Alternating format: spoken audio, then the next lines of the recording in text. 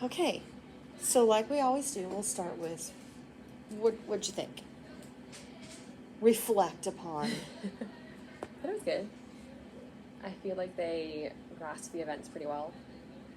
Setting wasn't really my focus today, and we really struggled with it a little bit at the end. But I thought overall it was pretty good. I liked their independent work. I really liked their graphic organizer drawings. I thought they were doing a really good job. Mm-hmm. I was trying to make sure that they weren't just looking at my picture and drawing it. So I don't think they were. There were a few. Yeah, there were a few, and the few that I noticed, I But tried that's to have that them support. tell me. Mm-hmm. Yeah, that's Yeah. that support that you need. So, all right, Yeah. I'm going to go through just a few things that I thought were strong. I loved how your opening has gotten much clearer with what you're going to be doing. And so you reviewed very well what are characters, what are events, what the setting, beginning, middle, end. You got that whole turn your bodies towards me, keep the attention, because they were chatty today. Yeah, they were chatty. But you were doing everything that you could, and you still called on kids,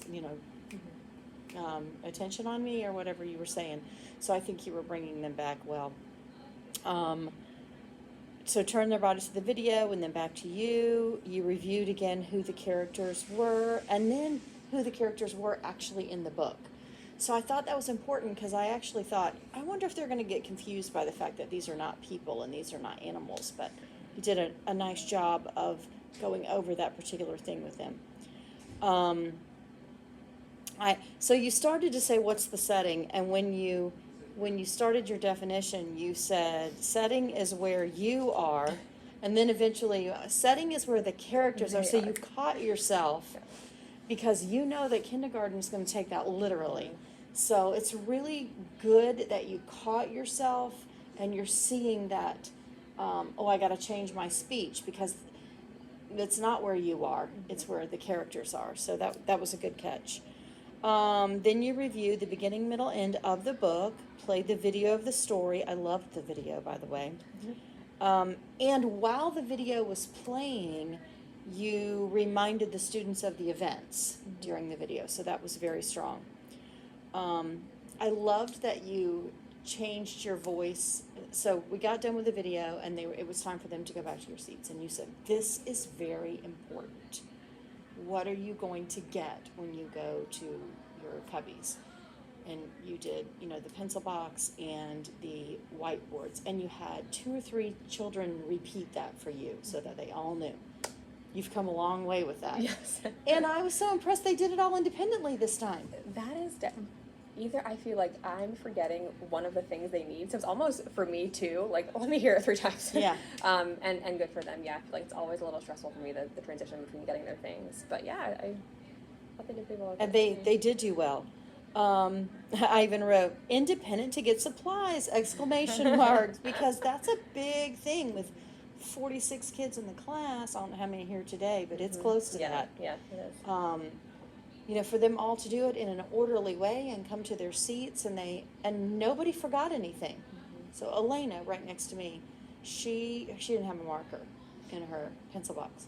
So she turned to me and she goes, I don't have a marker. And I said, because they know that if they don't have their marker, if it dries out, usually we give them paper and pencil, and that's what they get until the next time we hand out markers. So she probably didn't want pencil and paper. And I was about to grab paper, and then they were like, no, just give her a marker. And so she looked at me and said that, and I said, well, raise your hand and tell one of the teachers.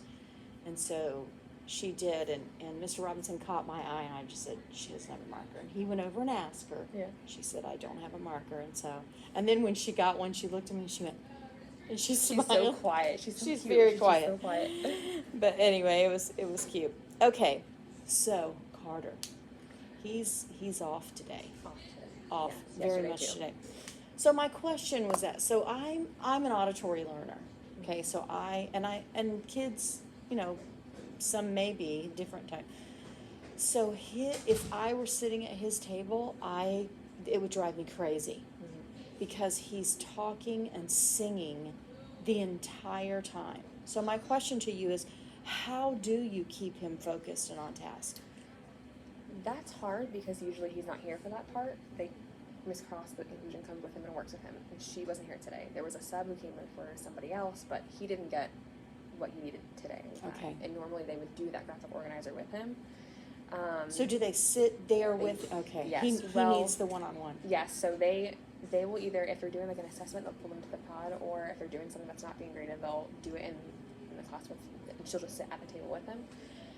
So he didn't get pulled up for that, but it's a lot of like, we're working with him specifically, it's a lot with like OT, because we know that he has got like severe ADHD, so we have like alternative seating for him.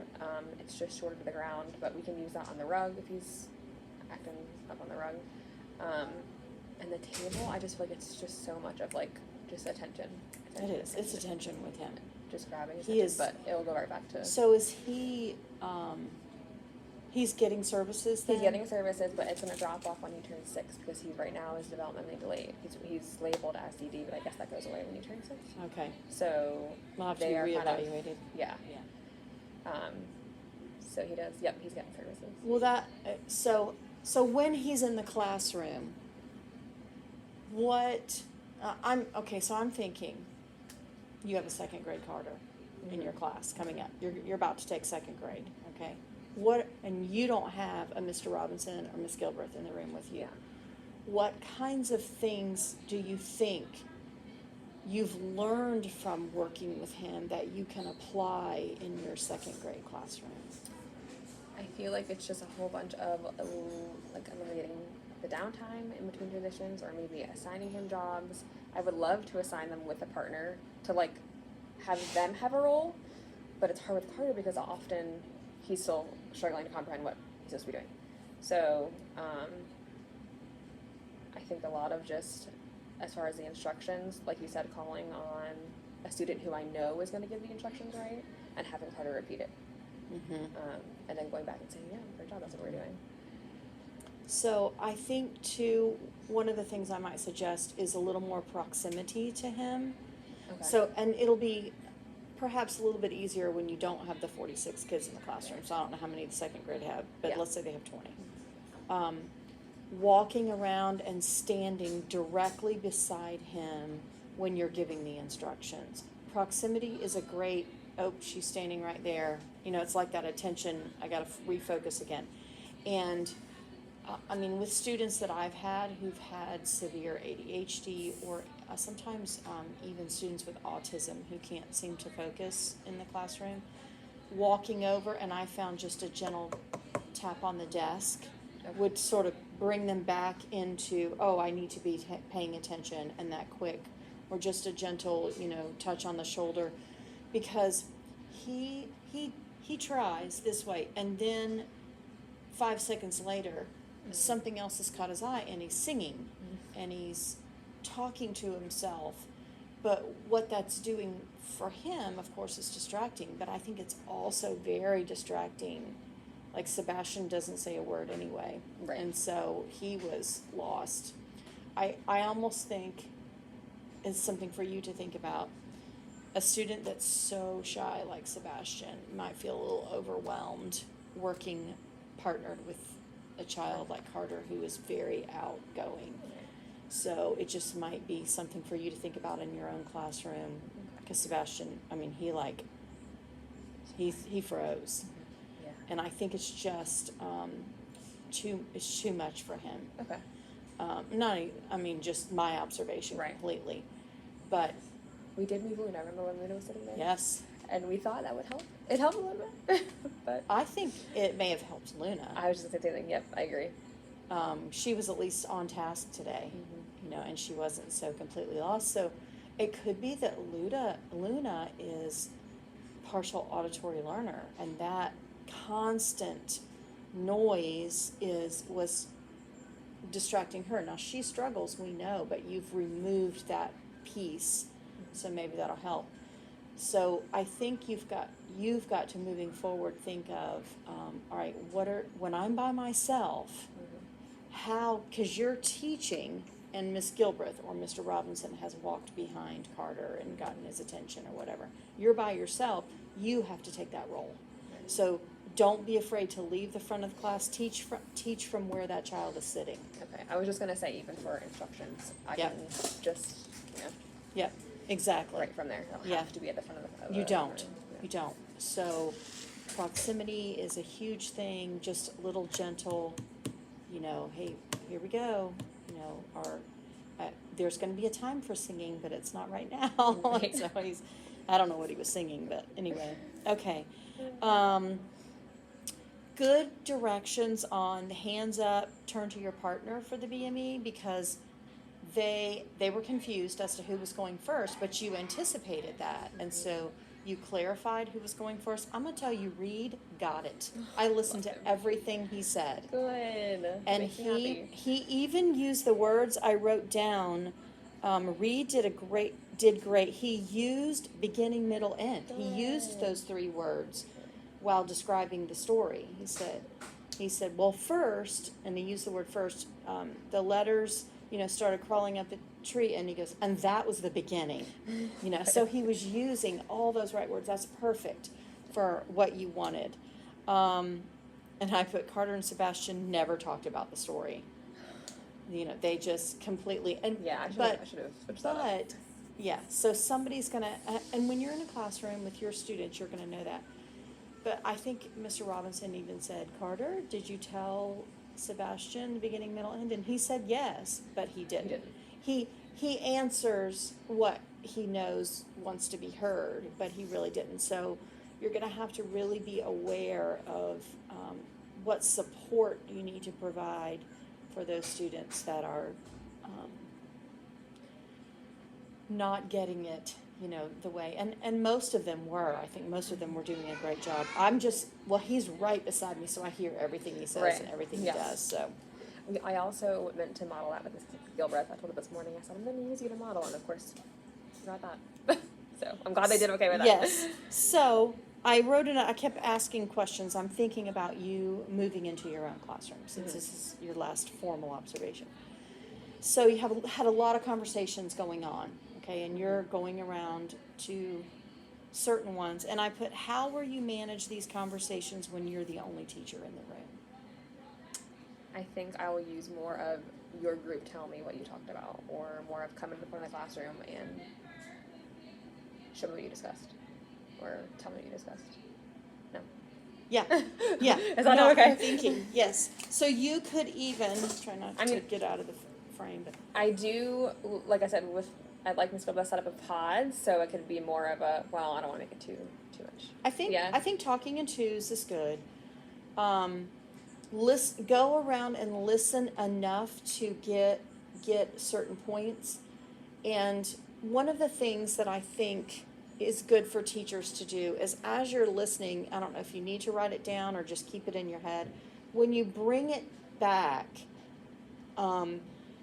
state, I was listening to so-and-so talk, and here's what I heard them say, and bring it back to using academic language. So maybe like Reed. So if Reed said this happened first in the story, and this happened next, this happened last, you could use that and say, Reed told me, or Reed told his partner that in the beginning of the story, change it back to that academic language. Okay. Then as you hear them using the academic language, I heard some really good conversation going on.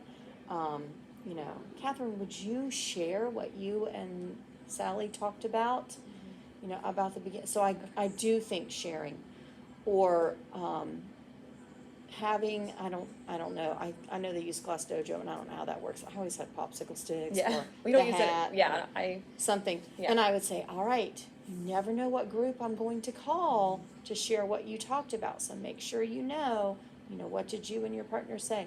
So bringing it back will give you an idea of what they talked about, because in the short time they talk about those things, you can't possibly get to every pair. Right. Even if you have 20 kids in class, you're talking about 10 pairs, and effectively do that formative assessment. But you could get to 5, and then, all right, tell me, and use that as a teaching tool of, if someone didn't talk about it the way you wanted it to, turn around, re-explain that, then call somebody else until you get to that good academic explanation of what you were doing. So that's going to be an adjustment, because you're used to having 3 people in the room, and it is a big class. So cut them in half, 1 person. It's still a lot. You're still going to experience a lot. I'm going to come back to that. Okay. All right. good model of beginning, middle, end of the story. Your model. Did you draw that last night? I did draw. You know how I feel about my art skills.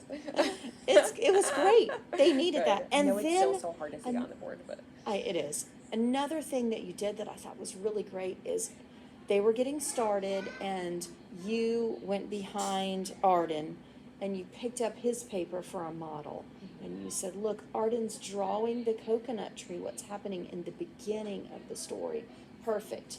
Because that also, I saw it click with some kids. Oh, yeah. Now, Elena had her paper completely upside down. I did mean to make sure to tell them that, make sure they have it the right So way. when it came to put her name on the paper, she just put it on the bottom of the paper, but upside down. But that was great that you showed those models. And you kept the model up there, and I know we started with this, but I didn't see many kids going, oh, that's what I'm supposed to draw. That's. I saw a few that need that support, but the picture was the visual representation of beginning, middle, end. And then the last activity was more of, can you recognize beginning, middle, end? So I think those two together will give you some good data. So as you were walking around, because I couldn't hear you, how did you support students who seem to be having difficulty? I had them tell me what was happening, whatever box they were working on, because a lot of them, they were trying to work on something and I couldn't really tell. Like Luna, I had a hard time figuring out what middle was. But I asked her what happened, what was the middle event that happened in our story, and then she did tell me the tree's falling down. And then I saw it. Oh yeah, that is the tree, falling down. Yeah, she wasn't very graphic in her right. art. Yes, she definitely struggled with that. So I had them tell me, and then I kind of reiterated that back to them. Yes, this is what's happening. And so there were a few that happened with, and I knew that we're probably going to be the ones that we're struggling with. Skylar in the corner, she usually struggles with that, but she did great. I was like, yeah, you go, girl. And she wasn't feeling well. So what you did was had them verbally articulate Yes. the beginning, middle, end, so that then they could translate that to drawing. Yes. Or if I was still struggling to see what was happening in the picture, I would just ask them, what is happening in this picture? What are you drawing here? And then they would tell me, well, the tree's falling down. Did you see anybody completely off task, like drawing what they had for lunch or whatever? No. Oh. No. I didn't. That's good. During the graphic organizer, no. Everyone was doing exactly what I felt like needed to be done. For the whiteboard and the exit ticket, there was one kiddo who was drawing a little doodle of a dog or something. I was like, erase that. I'm writing letters. Yeah. Yeah. So that's good. So having them verbally articulate is very important, because if they can't tell you, they can't write it. And for kindergarten, their drawing is their writing right now. So that's something for you to always remember. If a child cannot get it down on paper, then they don't know it enough in their head and orally, because once you have it in your head and can articulate it, you can usually get it down on paper, unless there's some sort of a dysgraphia or something else going on there. Okay, here was a suggestion that I had. So they were doing their beginning, middle, end graphic organizer, loved it. So for time purposes, because kids were all over the place, some spent, so the little girl in the very back, to my left, the little black girl in the very Skylar. back. Yeah, Skylar. Yes. Okay, Yes. she started with the end. I Yes. noticed. Yes. Okay, she Yeah. started with the end. So you might want to say, let's start with the beginning. Okay, but one of the things I thought to help them keep moving on it was things like, you should be working on drawing the beginning section right now. Okay. And then, all right, we're going to take about 30 more seconds on our beginning section. And that time, okay, let's move. Make sure you're working on your middle section now, so that they can keep moving, because some kids spend a lot of art time coloring. And then they don't get to the other. So the question in my mind is it that they don't understand what beginning, middle, end is? Probably not. Or they just want their art to look good. Right. So Okay. keep them moving by saying, you should be here now. You did say at the end, you got about a minute left, and I heard some kids go, because they weren't there yet. And I think if you constantly say, this is where you should be. All right, leave the beginning, let's go to the middle. Okay, put the last finishing touches on your middle and move to the end. We've got 2 more minutes, so I want everybody to get those kinds of things, I think would help Okay. on that. Yeah. I said, you're working on B now or M now? Okay. I liked that you said, show me you're ready with a thumbs up. And my little note here, table captains are working great. So good. And they love it. They love it. Yeah, They're I feel like we need to do more like roles. Yeah. There's no argument. I think, Yeah. and that should tell you, well, younger kids, they can handle that responsibility, and you want to help to develop them as leaders. So give them responsibilities. As you move into your second grade class, that's going to be important to do, to give them that. We're going to come back to that. Okay. Okay. When you were giving the directions for the whiteboards, be careful not to say you're going to tell me. Be sure to say you're going to write. You did clarify it on Okay. down the way, but at first you said you're going to tell me if it's beginning, middle, end. And immediately tell means I'm shouting this They're thing telling me. out. Right. Okay. And so you're going to write on your whiteboard. So the whiteboard activity, how do you think that went? I mean, how do you think? I actually think it was good. I noticed when they first showed me their boards, a lot of them had all three letters. And so I was like, But you caught that. okay. So I went back and be like, okay, it shouldn't see three. I'm just, we're going over one event at a time. And I do feel like the second time around, for their boards, it was much better. They might not have all been right, but at least it was just, you're So telling do me you this is think, one event. what do you think you could have done that would have supported them understanding beginning, middle, end better during that activity?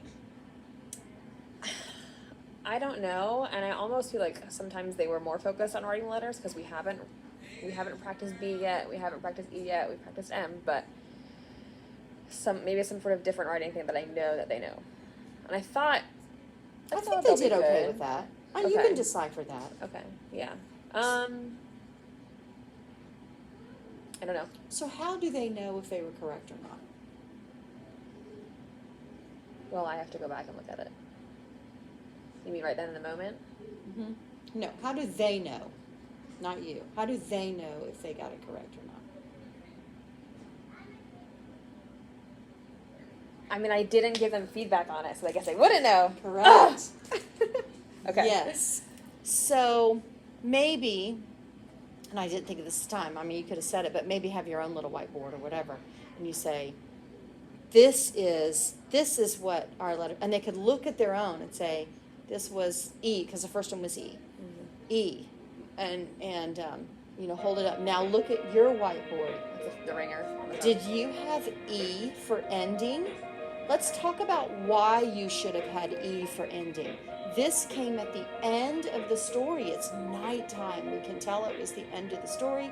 The moon is there, and A is trying to go back up the tree to try it again. So we should have had E on our board. And then go into, I see that some of you put all three letters. This picture doesn't show us beginning, middle, and end. It only shows us the end, E for end. All right, now let's go to the next one. They do it, you take your picture, and then you go, all right, let Miss Gagan write down what it should be. This is what you should have. Look at your whiteboard. Let's talk about why it's the beginning of the story, okay? It was missing that piece. Okay. Right. Because the whole point for your wrap-up is to get a feel for what they learned and try to clear up those misconceptions that they had. So the activity itself was great. The feedback would have made it superb. Okay. It's that academic feedback on their learning. So it's not just, although, I heard like a little boy in the back, right? Read. No. Little Spanish Carter boy in the Sebastian. back, right? Jose. No, he had, he answered a question for you. Anyway, I thought his name started with a G. Giovanni. Yes. Giovanni. Is he Spanish? I don't know if he is. We don't really know. He goes by Gio. Okay. Yeah. All right. Giovanni's not really a Spanish name, but anyway. He had a little trouble articulating some things, and he got it out, and you repeated what he said, and then you said, "Good job, Giovanni." So that repetition of what he said for the class is great, and you're affirming that Giovanni understands. So when you give your feedback, and feedback is sometimes the hardest thing to really learn. You want that kid to feel good. You really do. But you want them to feel good about what they know, about the content that they know. And you want the class to understand that that's the correct content. So what happened with this activity, if I were you, I'd definitely try it again, because I think they'll get the idea of the whiteboards, and they got the idea of hiding them, and they did really good when it was time to show them. Yeah. What they didn't get was whether I was right or not. And one of the little boy goes, "I think that was B." I heard. Yes.